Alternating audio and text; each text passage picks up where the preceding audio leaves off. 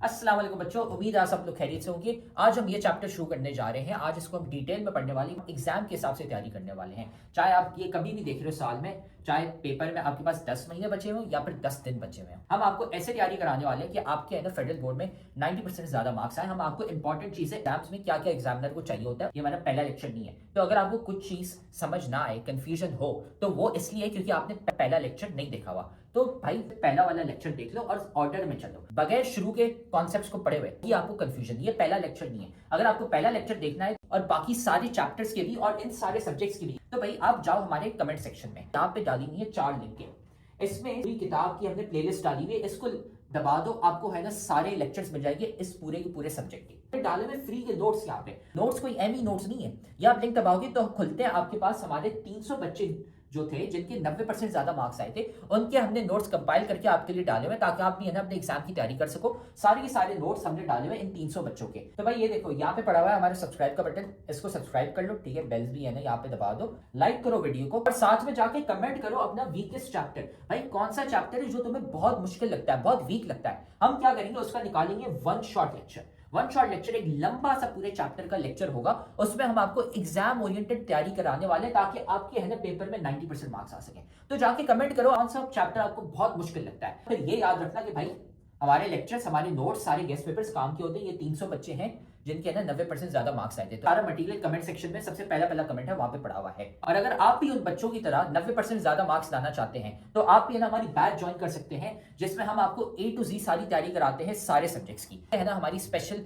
Batch number 1 है, तो हमें इस व्हाट्सएप नंबर पर मैसेज कर लो। ये सारी चीजें हम आपको देते हैं और एग्जाम के हिसाब से तैयारी कराते हैं। अगर आप भी है ना 90% ज्यादा मार्क्स लाना चाहते हैं, अपने माँ बाप का नाम रोशन करना चाहते हैं। तो अब हम ये लेक्चर शुरू करते हैं। इस टॉपिक को आज डिटेल में हम पढ़ने वाले हैं। 100 न्यूटन पर मीटर यूनिट लगाना। जब आप प्रेशर पढ़ रहे हैं तो इस बात को आप समझें कि प्रेशर मैंने क्या समझाई, बात आपको क्या डेफिनेशन लिखवाई। मैंने कहा perpendicular force per unit area. क्या है जी? Perpendicular force. लिखो मेरे साथ, फिर कहते हैं मार्क्स नहीं आते। Perpendicular force per unit area. सही है। ये किसके बराबर आती है? ये यहां पर। अब परपेंडिकुलर जो चीज होती है, वेक्टर्स के अंदर पढ़ा है आप लोगों ने, इसको शो किया जाता है एफ साइन थीटा से डिवाइडेड बाय एरिया, जो कि बताता है प्रेशर को। सही है। ये होता है परपेंडिकुलर कंपोनेंट। आपने अच्छे तरीके से पढ़ा है, मुझे यकीन है इस कहानी को। तो ये इसका जो है ना वो मैथमेटिकल कॉन्टेक्स्ट होता है। प्रेशर क्या होती है चीज, ये समझो। प्रेशर एक क्या होती है? स्केलर क्वांटिटी होती है। नोट कर लो, it is a scalar quantity, यानी इसकी कोई डायरेक्शन नहीं होती, मैग्नीट्यूड होता है इसका। ये बात समझने की है। यूनिट क्या होता है इसका? अगर आप निकालते हो फोर्स अपॉन एरिया तो यूनिट आता है इसका न्यूटन पर मीटर स्क्वायर। न्यूटन पर मीटर स्क्वायर। सही है। जिससे हम डिफाइन करते हैं 1 पास्कल से। जिसे हम डिफाइन करते हैं 1 पास्कल से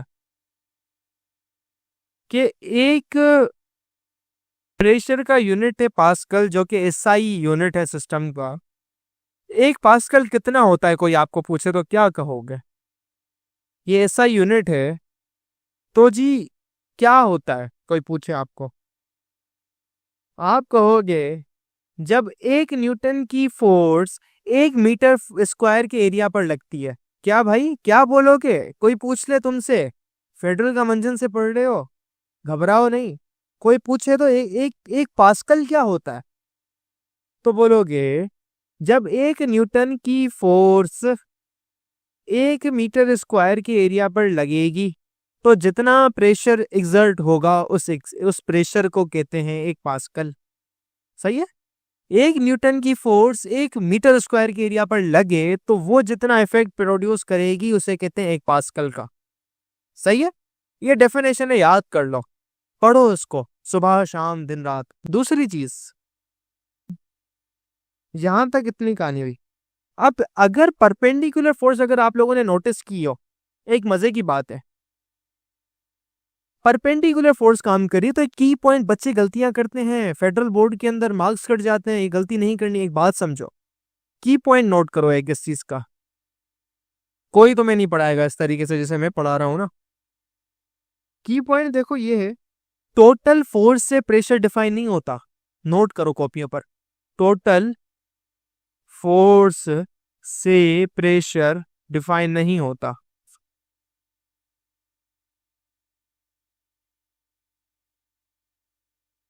नहीं होता। क्यों नहीं होता? क्योंकि परपेंडिकुलर फोर्स से होता है। बच्चे गलतियां करते हैं, क्योंकि परपेंडिकुलर फोर्स से होता है। क्योंकि परपेंडिकुलर फोर्स से होता है, याद कर लो गांठ बांध के, होता है। सही है जी। अब ये प्रेशर का ये आइडिया है, ये कॉन्सेप्ट है जो कि आप लोगों ने समझा और जानने की कोशिश की। तो जी ये जहां तक आपको बातें पता होनी चाहिए प्रेशर के हवाले से, प्रेशर के बारे में, एक और चीज़ आपको पता लाजमी होनी चाहिए इस लेवल पर, मुझे यकीन है लाजमी होनी चाहिए, और मैं यहाँ पे लिखना चाहता हूँ कि वे सवाल आते हैं, एमसीक्यूज आते हैं। तो कुछ इंपॉर्टेंट एमसीक्यूज मैं आपको लिखवा रहा हूँ, यहाँ पे नोट कर लो इस टॉपिक से। सही है जी। नोट्स अपलोड हो जाएंगे on time, recording on upload हो जाएगी टाइम। पहला एमसीक्यू नोट करें, कन्वर्जन का आता है कि कन्वर्जन के एमसीक्यूज क्या पूछते हैं आपको। 1 एटीएम किसके बराबर होता है?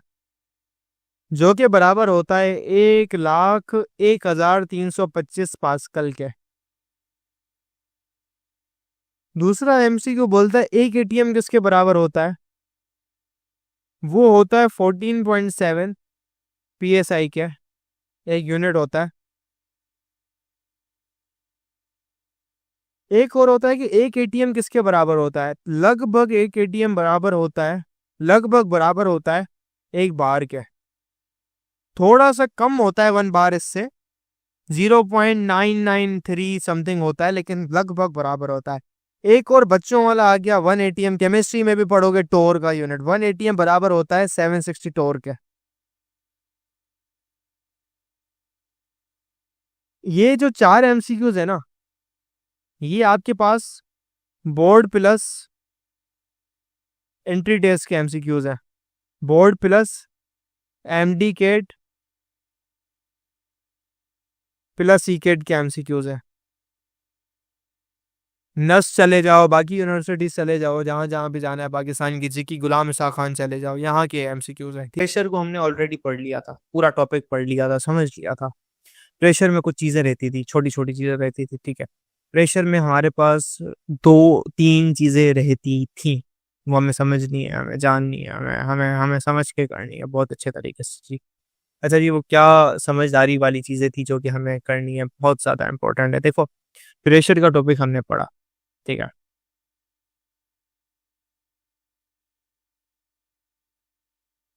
जिसे हम कहते हैं फोर्स अपॉन एरिया। अब हमें किसी चीज का ना प्रेशर बढ़ाना है किसी काम को करवाने के लिए, so what will have I to do? Pressure बढ़ाने के लिए 2 फैक्टर्स हैं, या तो मुझे एफ को बढ़ाना पड़ेगा, ठीक है, मुझे क्या करना है, सो थोड़ी एक बात समझो मेरी, ठीक है।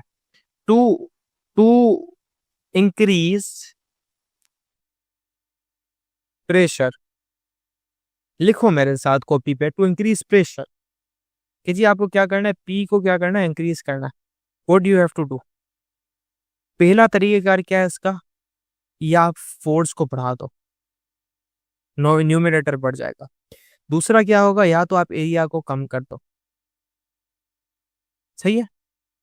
अब फोर्स को बढ़ाना ये आपके आता है मैकेनिक, आपको एक मशीन चाहिए होगी, ये मैकेनिकल एडवांटेज में आता है, ठीक है। एडवांटेज कि जी मैकेनिकल एडवांटेज आप किससे करेंगे, फोर्स ज्यादा हैवी मशीन चाहिए होगी, हैवी एनर्जी चाहिए होगी।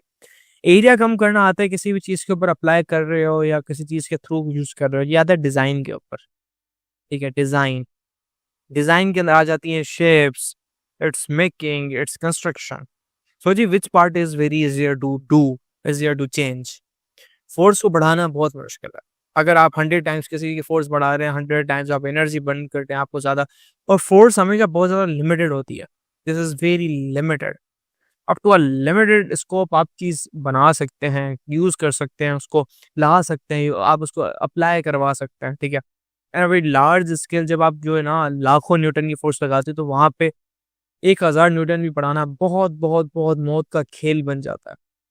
Now we have an single option to improve this. हमें प्रेशर बढ़ाना है। प्रेशर क्यों बढ़ाना है? सवाल आता है प्रेशर क्यों बढ़ाना है, क्योंकि देखो कोई चीज बहुत ज्यादा सख्त है, उसे तोड़नी है। डायमंड को तोड़ना है, किसी किसी मेटल को उसको दबाना है, आपको प्रेशर ज्यादा चाहिए। किसी भी काम में आपको प्रेशर ज्यादा चाहिए, आपको फोर्स अप्लाई कर रही है, फोर्स इनटू एक्शन आ रही है, तो जी वो प्रेशर ही बना रही है। भाई ये लेक्चर तो तुम बहुत मजे से देख रहे हो, लेकिन तुम्हें पता है कि लेक्चर देखने से खाली 90% मार्क्स नहीं आ जाते। असल में भाई मार्क्स कैसे आते हैं? तो भाई ये लेक्चर देखने के बाद आपने नोट्स खुद के बनाने होते हैं, और फिर साथ में आपने प्रैक्टिस भी करने होते हैं सवाल। भाई ये हमारा फेवरेट कोट है, 90% marks don't come from just hard work, they come from consistency, smart strategy and proper revision. भाई स्मार्ट तरीके से पढ़ो। स्मार्ट तरीका ये हमने आपको बताया हुआ है, तो साथ में हम आपको तरीका भी नहीं बता रहे, साथ में हम आपको दे रहे हैं भाई नोट्स। जाओ कमेंट सेक्शन में, नोट्स में से आपको मिल जाएंगे भाई उन बच्चों के नोट्स। 300 बच्चे थे जिनके 90% ज्यादा मार्क्स आए थे, उनके नोट्स वहां पे पड़े हुए। लेकिन साथ में उधर नीचे हमने आपको सवाल भी दिए हुए प्रैक्टिस के लिए। ये यहाँ पे पूरी गूगल शीट पड़ी हुई है भाई, यहाँ से जाके सवाल प्रैक्टिस करो।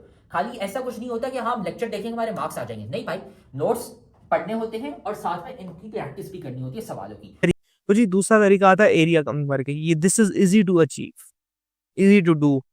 फायदे का है, इसीलिए that is why if you look at injections, injections पर देखो, इंजेक्शन इंजेक्शंस टिप को देखो, बहुत बारीक होती है, बहुत पतली होती है।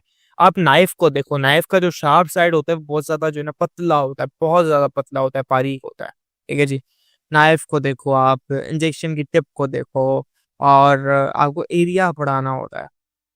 ठीक है, सॉरी एरिया कम करना होता है। जितना बारीक जितना पतला आप रखते हैं कि जी, आप अपनी सिजर को देखो, आपकी जो कैंची होती है उसका एरिया पतला होता है ना, वो जल्दी काट देता है। तो नोकीली, बहुत ज्यादा क्लीवेज उसे कहते हैं हम, क्लीवेज, कि भाई क्लीवेज उस चीज का कितना है, कितनी बारीकी है। इंजेक्शन की टिप देखोगे बहुत बहुत बहुत बारीक होती है, आपकी स्किन के अंदर पेनिट्रेट कर जाती है। So what you actually do, force constant है, ये चीज तो कांस्टेंट है, आपने फोर्स नहीं बढ़ाई। अब आपने उसका इफेक्ट बढ़ाने के लिए क्या किया, आपने एरिया को कर दिया कम, जैसे उसका बढ़ गया इम्पैक्ट ज्यादा, और वो चीज क्या हो गई, अप्लाई हो गई, एक्शन में आ गई। So these are the two things which we achieved using this. That is why we have to do it. We have to understand the idea, key principle over it.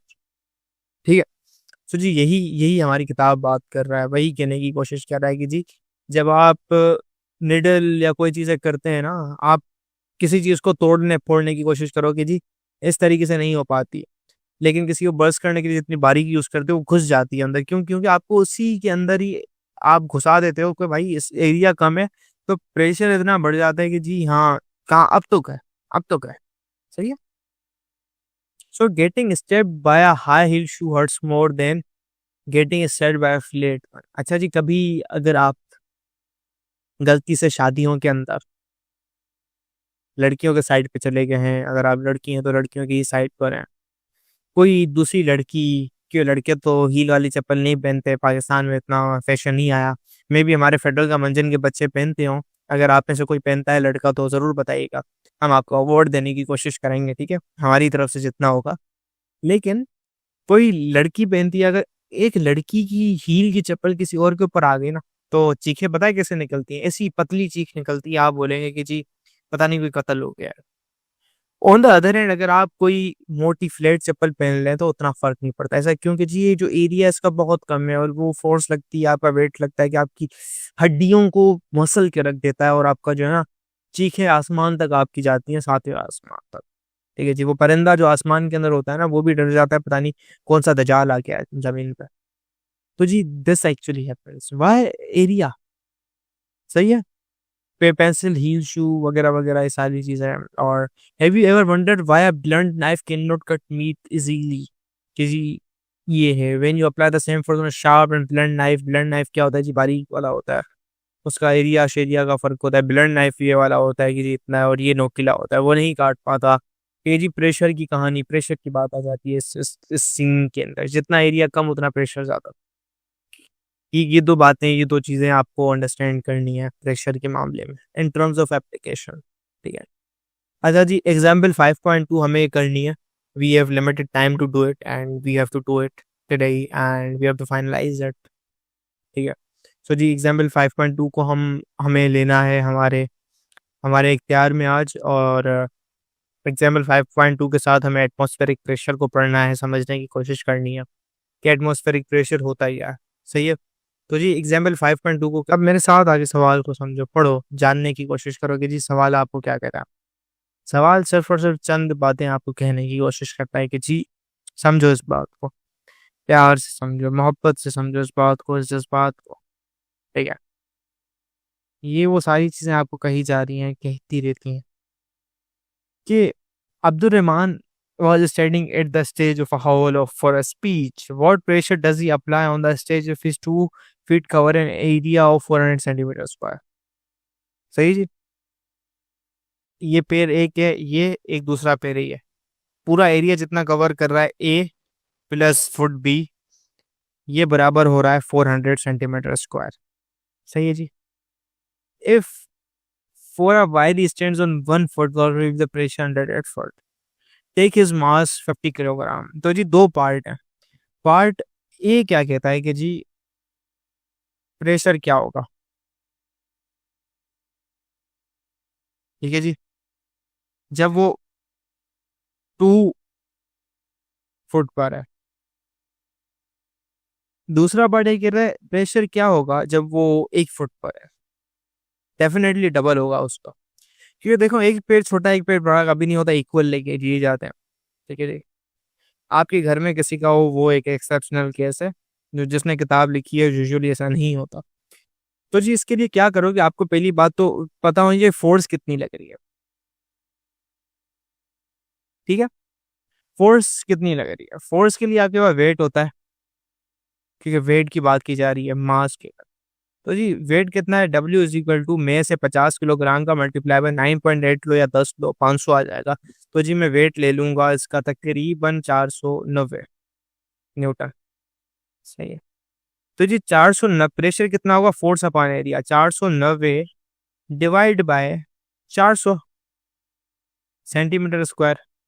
अच्छा जी metre square के अंदर convert करना होगा इसे, पहली बात तो 400 centimetre square को कन्वर्ट कर दो मीटर स्क्वायर के अंदर, इसको कन्वर्ट करना है मीटर स्क्वायर में, सही है। सो what will you do, 1 centimetre square कितने मीटर स्क्वायर के बराबर होता है, तो जी 100 सेंटीमीटर बराबर होते हैं 1 मीटर के। तो 100 सेंटीमीटर का स्क्वायर यानी 10 की पावर 4 सेंटीमीटर स्क्वायर, दोनों साइड पे आप स्क्वायरिंग करेंगे, ये होगा 1 मीटर स्क्वायर के। आपके पास 400 गिवन है, सो जी what will you do here, you will multiply by 4 on both sides. तो जी 4 मल्टीप्लाई बाय 10 की power 4 is equal to 4 meter square. You will do it. Now you have to divide. Divide by 10 की power 2. Divide by 10 की power 2 करो, ये दिए गया इधर कैंसिल, 10 की पावर 2 ये आ जाएगा 400 सेंटीमीटर स्क्वायर बराबर होगा इसके 4 डिवाइड बाय 100, 0.04 मीटर स्क्वायर के। तो जी यहाँ पे 0.04 आएगा आंसर डिवाइड में। ये गलतियां बच्चे करते हैं, 0.04। यहाँ पर प्रेशर क्या होगा, 490 नहीं आएगा, फोर्स लग रही 490 ही है, लेकिन एरिया कम हो गया, एरिया आधा हो गया, 0.02 हो जाएगा, क्योंकि 1 फीट के ऊपर है। तो जब 1 फीट के ऊपर एरिया आधा हो गया, तो जनाबे वाला इसको जब सॉल्व करोगे तुम, मल्टीप्लाई करवा दो 100 से, डिवाइड करवा दो 100 से। तो जी आंसर क्या होगा, 49000 डिवाइड बाय 4 इसको भी यही करवा दोगे तो क्या आएगा 49,000 डिवाइड बाय 2। तो जी आंसर इसका क्या आएगा? इस पर प्रेशर बनेगा आपका 24,500। सही है। इस पर बनेगा इसका भी आधा, इसका बनेगा 12,250 न्यूटन पर मीटर स्क्वायर का। ये बनेगा आपके पास आंसर, सिंपल आसान सी जबान के अंदर। अच्छा जी, हम किताब के अंदर चेक कर लेते हैं कि क्या जवाब है इसका। माशाल्लाह से किताब के अंदर जवाब नहीं दिया गया। ठीक है, लेकिन जो मेथड हमने अपनाया है वो वही का वही है, जो तरीका हमने अपनाया है वो वही का वही है, तरीका सारी चीजें करके दे दिया। तो उम्मीद है अब आपको है ना ये टॉपिक समझ आ गया। हमने सारे के सारे सब्जेक्ट्स और सारे के सारे चैप्टर्स के हमने नोट्स डाले हुए हैं, लेक्चर्स डाले हुए हैं। इधर कमेंट सेक्शन में चले जाओ, नोट्स पढ़े हुए हैं, लेक्चर्स पढ़े हुए हैं, गेस्ट पेपर भी हम आपको दे रहे हैं और इंपॉर्टेंट चीजें भी बता रहे हैं ताकि आपको है ना एग्जाम की डेट्स भी पता चल जाए और आपका एग्जाम मिस ना हो जाए। सारी चीजें हमने कमेंट सेक्शन में डाली थी, वहां से है ना जाके वसूल कर लो उसको। तो आप देख रहे हो कि हमारी इतने सारे बच्चे हैं जिनके 90% ज्यादा मार्क्स आए। क्यों? सवाल देने के साथ साथ हम सिखाते हैं कि भाई आंसर कैसे लिखते हैं। आंसर लिखने का एक तरीका होता है, वो तरीका हम सिखाते हैं सिर्फ और सिर्फ हमारी बैच वाले बच्चों को, इसलिए हमारे इतने सारे बच्चे हैं जिनके 90% ज्यादा मार्क्स आए हैं। तो अगर आप भी हमारी बैच ज्वाइन करना चाहते हैं ताकि आपके भी 90% से ज्यादा मार्क्स आए, तो हमारी बैच खुली है। इस व्हाट्सएप नंबर पे हमें मैसेज कर लो, आपको ये सारी चीजें मिल जाएंगी। हम आपको सिखाएंगे कि भाई आंसर कैसे लिखते हैं। टॉपर बच्चे जो 90% ज्यादा मार्क्स लाते हैं वो आंसर कैसे लिखते हैं ताकि एग्जामिनर मार्क्स काट ही ना सके, ताकि वो एग्जामिनर बोले भाई ये लो फुल मार्क्स। हमें इस व्हाट्सएप नंबर पे मैसेज कर लो और हम आपको ऐड कर लेंगे हमारी बैच में, और फिर आप भी है ना 90% से ज्यादा मार्क्स ला सकते हैं।